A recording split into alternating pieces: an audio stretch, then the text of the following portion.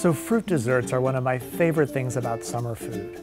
This is a simple tart that I made from apricots. It comes together very quickly. It's actually much simpler to make than a pie, and it showcases summer fruit beautifully. So let's make our pastry crust. It's a cup of flour, a stick of butter, cold, just cut into little pieces, about a half a teaspoon of kosher salt, and water, but we'll use that in a bit. So just get in there with your hands and mush all this together. So I'd stop about there. A lot of it looks just sort of like damp sawdust, but then we have little chunks of butter that are sort of the size of peas left in there. And then we add about a tablespoon of water, ice water. Again, you want to keep this all as cold as possible. Just enough to bring it together. That's great. We have a nice lump.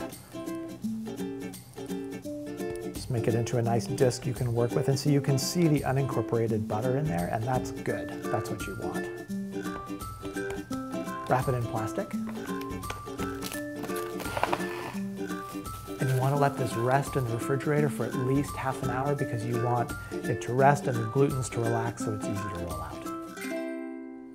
So our dough is now well rested, and we need to roll it out. We are using a tart pan with a removable bottom, which is very forgiving, and we just need to get the dough to a uniform thickness that we can then press into this tart pan. Scatter some flour on a work surface and just start rolling. Turning it as you go. Oops. Okay, it's comfortably larger than our pan. We'll just transfer it to the pan. You can do that by just putting it on your rolling pin and then just draping it over the pan. Tuck it in there. So just press it into the pan and then just using the edge of the pan, cut off the excess. So we'll pop it in the freezer. Today we're using these for our tart. This is a velvet apricot. So we'll cut them into quarters. You could also use plums for this tart, or a pluot, or a nectarine or a white peach if it's very firm. To these I add 1/3 of a cup of sugar.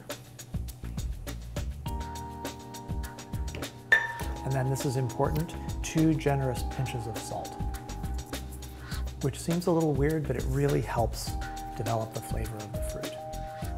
Stir it up.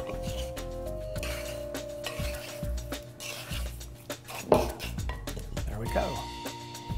Now let's check on our tart shell in the freezer. Nice and frozen. That'll do. So now we'll fill it. Just arrange your apricot slices, somewhat artfully. And don't forget this wonderful sugary juice left in the bowl.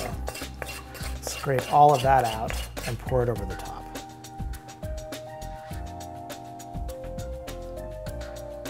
Now we'll pop it in a 375-degree oven for like 40 or 50 minutes.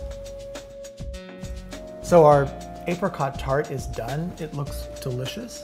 The crust is golden brown and the juices are bubbling, and the fruit is starting to caramelize. So that's really what we're looking for. I think it's just perfect now, so let's take it out.